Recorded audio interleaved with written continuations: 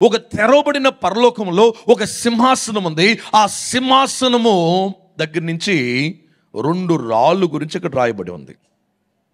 ఒక రాయి పేరు సూర్యకాంతము అనే రాయి, రెండో రాయి పేరు పద్మరాగము అనే 2 రాళ్ళు గురించి ఇక్కడ రాయబడి ఉంది.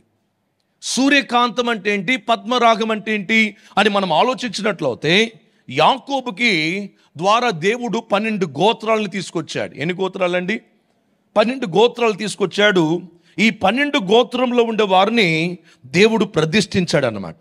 మీరు చూసినట్లయితే నిర్గమకాండము 28వ అధ్యాయంలో 17వ వచనం నుంచి మనం చదివినట్లయితే అక్కడ అంటాడు, యాకోబుకి కలిగిన ఈ 12 మందిని నలుగురుగా కూర్చోమంటాడు అనమాట. అంటే ఫ్రంట్ రోల్లో 9 ఉంటారు, వెనక రోల్లో 9 ఉంటారు, దాని వెనక 9 ఉన్నారు. వీళ్ళంతా కలిపితే ఎంతమంది ఉన్నారు? 12 మంది ఉన్నారనమాట. కాబట్టి ఒక్కొక్కరికి ఒక్కొక్క రాయిగా పిలువబడుతున్నారు. చదువుదామండి 17వ వచనం నుంచి. దానిలో 4 పంక్తుల రత్నములుండునట్లు రత్నముల జవలను చేయవలెను. మాణిక్య గోమేధిక మరకతము గల పంక్తి మొదటిది, పద్మరాగ నీల సూర్యకాంతములు గల పంక్తి రెండవది, గారుత్మతము యష్మురాయి ఇంద్రనీలములు గల పంక్తి మూడవది, రక్తవర్ణపు రాయి సిలిమాని రాయి సూర్యకాంతములు గల పంక్తి 4వది.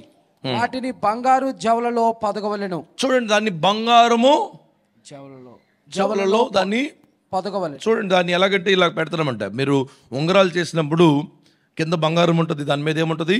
ఒక రాయి ఉంటుంది. అంటే ఒక్కొక్కరికి ఒక రాయి ఇస్తున్నాడు దేవుడు, ఒక్కొక్కరికి ఒక రాయి. ఈ యొక్క రాయి ఇస్తున్నాడు. ఈ యొక్క సూర్యకాంతము రాయి, ఆ తర్వాత పద్మరాగం అనే రాయి ఎవరు అని అడిగితే మిగతా వాళ్ళ రాళ్ళు గురించి ఇక్కడ రాయబడలేదు, కానీ ఇద్దరు పేర్లు కలిగిన రాళ్ళు అక్కడికి వచ్చాయంట. ఒకటి రూబెన్ అన్నమాట, రెండోది బెంజమిన్. మొదటివాడు ఆఖడివారు, వీళ్ళిద్దరు యొక్క రాళ్ళు మాత్రమే అక్కడ సూచించబడుతున్నాయి. దేవుని సింహాసనం అంట వారు ఆ యొక్క రాళ్ళు చేత అక్కడ చెక్కబడి ఉంది, లేకపోతే అక్కడ చేయబడి ఉండి, అక్కడి నుంచి ఈ 2 రాళ్ళు 2 రకాలైన విధానాలకు ఉపయోగపడతాయి. ఈ సూర్యకాంతం అన్నప్పుడే మీకు అర్థమైంది, భయంకరమైన వెలుగు వస్తున్న ఒక రాయి అన్నమాట. ఒక వెలుగు వస్తున్న రాయి, ఒక వెలుగు కలిగిన రాయి. ఈ వెలుగు కలిగిన రాయిని సూచన అంటే మనము లోకానికి వెలుగై ఉన్నాము. మనము లోకానికి వెలుగై ఉన్నదక ఎక్కడైతే వెలుగు ఉంటుందో ఆ ప్రాంతంలో చీకటి ఏమైపోద్దంట? పారిపోతుందని బైబిల్ చెప్తుంది. మనం ఎంత వెలుగుగా ఉంటామో అంత వెలిగించబడతాము. అందుకని బైబిల్లో యేసు ప్రభు చెప్పాడు, నీ వెలుగుని మంచం కింద కొంచెం కింద దాచేసుకోవద్దు, నీ వెలుగుని ఎక్కడ పెట్టమంటున్నాడు? నీ దీపాన్ని దీపపు స్తంభం మీద పెట్టమంటున్నాడు అనమాట.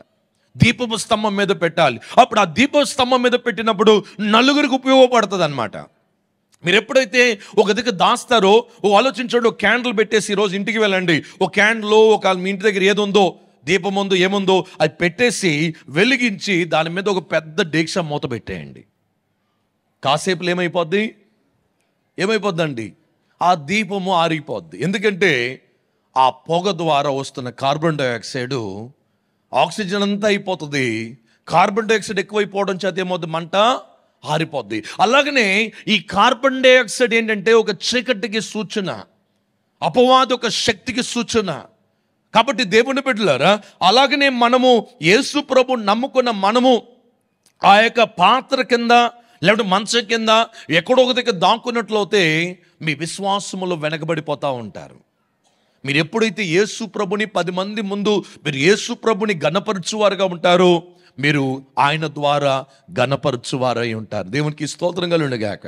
అందుకని మత్తయి సువార్త 6వ అధ్యాయం 6వ వచనం అంటాడు, మీరు ప్రార్థన చేసినప్పుడల్లా రహస్యంగా నీ గదిలోకి వెళ్ళి నీ పరలోకపు తండ్రిని అడగండి, అప్పుడు ఆయన మిమ్మల్ని బహిరంగంగా మిమ్మల్ని ఆశీర్వదిస్తాడు. హల్లెలూయా. రహస్యంగా ప్రార్థన చేసిన ఒక వ్యక్తినంట దేవుడు బహిరంగంగా ఆశీర్వదిస్తాడంట. ప్రార్థన అనేది చాలా శక్తివంతమైనది. నేను ప్రతిరోజు కూడా ఏం చేస్తానంటే, మేము ఇల్లు కట్టుకుంటున్నాము, ఆ ఇంటి దగ్గర వెళ్ళి 1 గంట సేపు 2 గంటల సేపు ప్రార్థన చేస్తూ ఉంటాం. ప్రతిరోజు నా పిల్లల్ని తీసుకెళ్తాను, అక్కడ వెళ్ళి అమ్మ చేయి చాపండి ప్రార్థన చేద్దాం. ప్రార్థన చేద్దాం. ఎక్కడైతే ప్రార్థన ఉంటుందో అక్కడ అద్భుతాలు ఉంటాయి. ఎక్కడైతే ప్రార్థన ఉంటుందో అక్కడ గొప్ప సాక్ష్యంగా దేవుడు లేవనెత్తాడు. ఎక్కడైతే ప్రార్థన ఉంటుందో అక్కడ స్తుతి వచ్చేస్తుంది, అక్కడ కృతజ్ఞత వస్తుంది, అక్కడ థ్యాంక్స్ గివింగ్ మీటింగ్ జరుగుతుంది. కాబట్టి దేవుని బిడ్డలారా, ప్రార్థన అనేది చాలా ఇంపార్టెంట్. ఆ వెలుగు కలిగిన వ్యక్తులుగా ఉండడం చాలా ఇంపార్టెంట్. రెండోది పద్మరాగము కలిగిన రాయి. పద్మరాగం కలిగిన రాయి అంటే ఏంటి? ఈ రాయి ఏంటంటే రక్తపు పోలికలో ఉంటుంది అన్నమాట.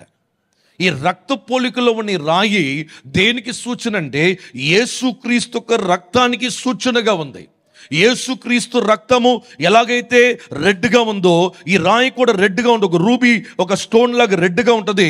దానికి సూచన ఏంటంటే యేసుక్రీస్తు రక్తమై ఉంది.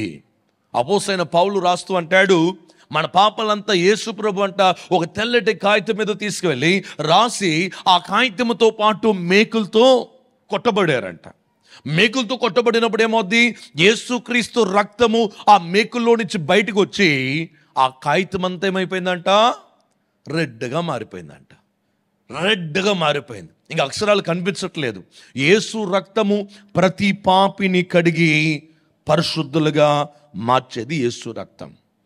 3వ వచనంలో ఇంకొక భాగంలోకి వెళ్ళినట్లయితే అక్కడ ఒక రెయిన్బో కనిపిస్తుందంట. అక్కడ ఏం కనిపిస్తుందంట?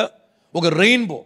ఈ రెయిన్బో మనం బాగా ఆలోచించినట్లయితే ఈ రెయిన్బో ఎందుకు అంటే దేవుడు నోవాహుకి ఇచ్చిన ఒక నిబంధన, దేవుడు నోవాహు పట్ల చేసిన ఒక నిబంధన అన్నమాట. ఈ నిబంధనలో ఉన్న శక్తివంతమైంది. చూడండి, పరలోకములో కూడా ఆ రెయిన్బో ఆయన పెట్టుకున్నాడంట. రెయిన్బోలో అనేక రకాలైన కలర్స్ ఉంటాయి. అలాగైతే ప్రభా, ఈ యొక్క వాగ్దానమని జ్ఞాపకం చేసుకునే దేవుడుగా ఉన్నామని ఆయన స్తుతించాలి. 31 రాత్రి మీకు వస్తుంది. ప్రతిరోజు బైబిల్ చదివే వాళ్ళకి ప్రతిరోజు కొన్ని వందల వాగ్దానాలు వస్తూ ఉంటాయి. పరిశుద్ధాత్మ దేవుడు అనేక వర్తమానాల ద్వారా, అనేక పాటల ద్వారా, ఆయన స్వరము ద్వారా మీకు వినిపిస్తూ ఉంటాడు. ప్రతి వాగ్దానం మనం గుర్తు చేసుకోవాల్సిందంటే ఆయన వాగ్దానము చేస్తే ఆయన వేసే దేవుడు కాదు.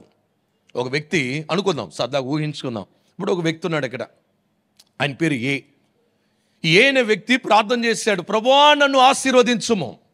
దేవునికి స్తోత్రం కలుగునుగాక. మీ పక్కన వాళ్ళు చూసి చెప్పండి, ఏం ప్రార్థన చేశాడంటే ఆయన? చెప్పండి, మీ పక్కన వాళ్ళు లేపి చెప్పండి. మీ పక్కన వాళ్ళని, ప్రభువా నన్ను ఆశీర్వదించు, నా సరిహద్దులు విశాలపరచుము, కీడి నుంచి దూరపరచుము, నీ సన్నిధి నాకు తోడుగా ఉంచమని ప్రార్థన చేశాడు. దేవుడు అన్నాడు, ప్రాప్తి కలుగునుగాక అన్నాడు అనుకుందాం. నెక్స్ట్ పూట మనోడు తాగడానికి వెళ్ళిపోయాడు అనుకుందాం. ఆయన వాగ్దానం మానేస్తాడా?